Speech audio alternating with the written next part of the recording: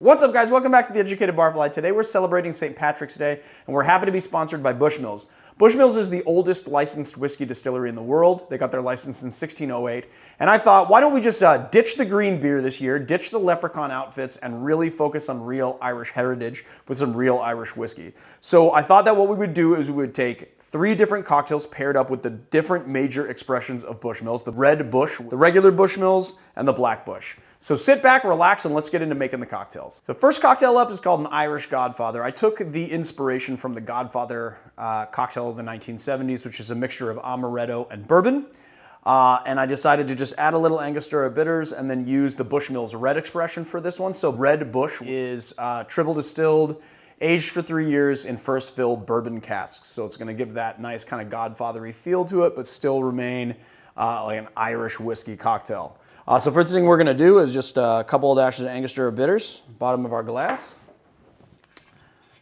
Then we're going to do 1/4 ounce of Amaretto and 2 ounces of our red Bush.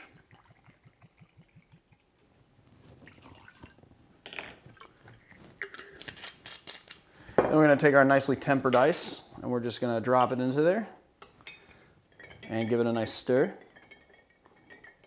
Now, stirring this down is really up to you. I mean, you can, it's going to dilute over time, so you can just stir it a little bit and kind of have it really stiff, or you can really kind of try and get it down to temperature.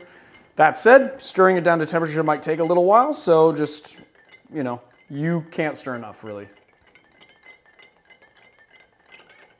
All right, I think that about does it. Then we're going to give it a nice orange twist.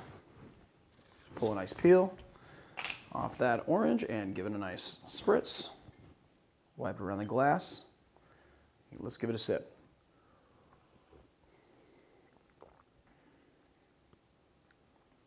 So what's great about this is that you sort of get those tropical notes of the Angostura bitters and you feel that Amaretto, but the Amaretto doesn't overwhelm the whiskey. You can still get those nice kind of vanilla notes coming from the whiskey. It plays so well with that Amaretto. So the Amaretto kind of really fills out the flavor profile of the red Bushmills. So there you have it, the Irish Godfather. So for this cocktail, we're going to be using the Black Bush. So Black Bush is aged for a minimum of 8 years in Oloroso sherry barrels. And what they do is they take a malt whiskey and they marry it with a lighter grain whiskey. It is pretty complex and smooth, and it really goes well in classic cocktails. So we're going to make this Manhattan style cocktail. First thing we're going to do is just a few dashes of Angostura bitters into our mixing glass. And then we're going to do ½ ounce of sweet vermouth,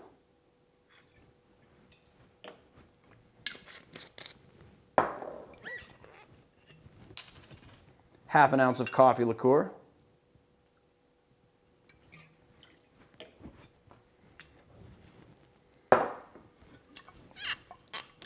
and then a full 2 ounces of Black Bush.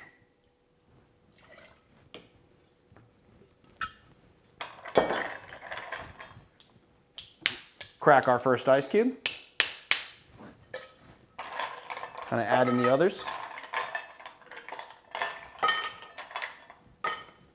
And give it a stir.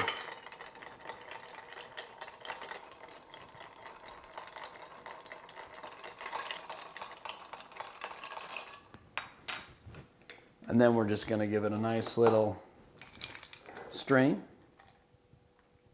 into our glass.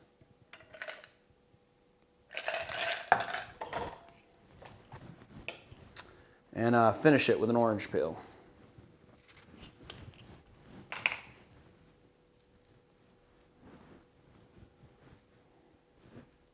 All right, let's give it a sip.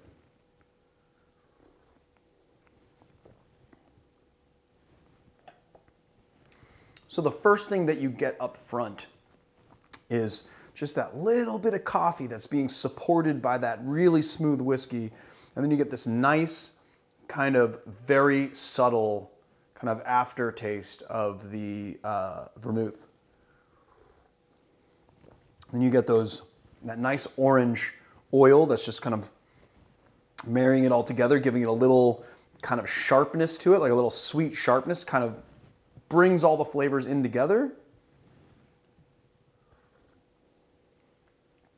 Really nice, kind of like an aperitif style cocktail, end of the night cocktail. This is how I am going to be finishing my St. Patrick's Day. So there it is. The Tipperary was first published in Hugo Enslin's 1916 book, Recipes for Mixed Drinks, and then it subsequently made an appearance in Harry McElhone's ABCs of Mixing Cocktails, published in 1922. It is named after a landlocked county in the province of Munster, Ireland. So for this one, we're using the regular Bushmills expression. To make this, what they do is they take grain whiskey that's been set aside for this particular expression.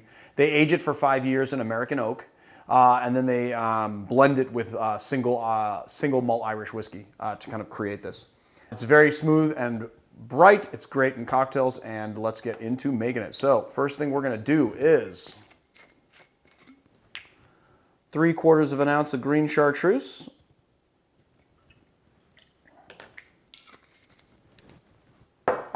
And then 3/4 of an ounce of sweet vermouth. And then, hold on, wait for it. Oh, I love that noise. 2 ounces of our Bushmills.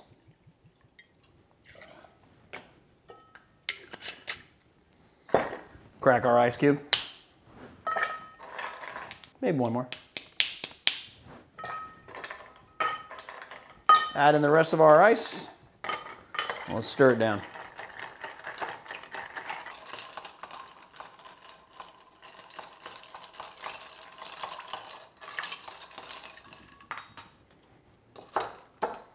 And we're just going to give it a nice, we're going to take our Nick and Nora and give it a little strain.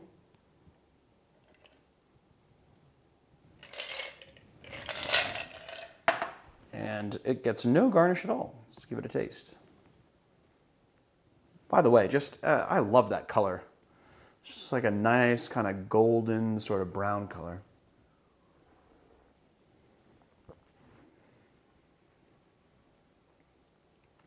What I like is that you have like the whiskey kind of right up front, and then it's supported by the green Chartreuse. You know, for something like this, you would think that it would be off balance with just like the green Chartreuse, but honestly, that green Chartreuse and sweet vermouth mixture is just so good. And then on top of that, you get the whiskey kind of supporting it all. It's really nice. I mean, actually, I want to say, just based on another sip, I'm getting the whiskey first on the front that devolves to the green Chartreuse sweet vermouth mixture as it kind of hits the back of your throat. That is a very nice cocktail. Super elegant, really well balanced, not too sweet. It's got those nice kind of herbal, kind of alpine notes, kind of supported by that smooth Irish whiskey. There it is, the Tipperary. So since we made a commitment to celebrate this St. Patrick's Day with real Irish heritage, I thought that we could talk a little bit about the history of St. Patrick's Day. St. Patrick was born Maewyn Succat in the 5th century in Roman Britain, and when he was 16 years old, he was kidnapped by Irish Marauders and brought to Ireland. He later escaped, but then returned to the island, bringing Christianity with him. There are two major events that are attributed to St. Patrick. One is driving all of the snakes out of Ireland. This is a legend that really got built up as the mythology sort of permeated Irish culture. And then the second one is that he took a shamrock, which is the 3-leafed Irish clover, and used it as a metaphor to explain the Holy Trinity. So there you have it, our 3 elegant Bushmills Irish cocktails. Please go out and drink responsibly this holiday, and we'll see you guys on another time.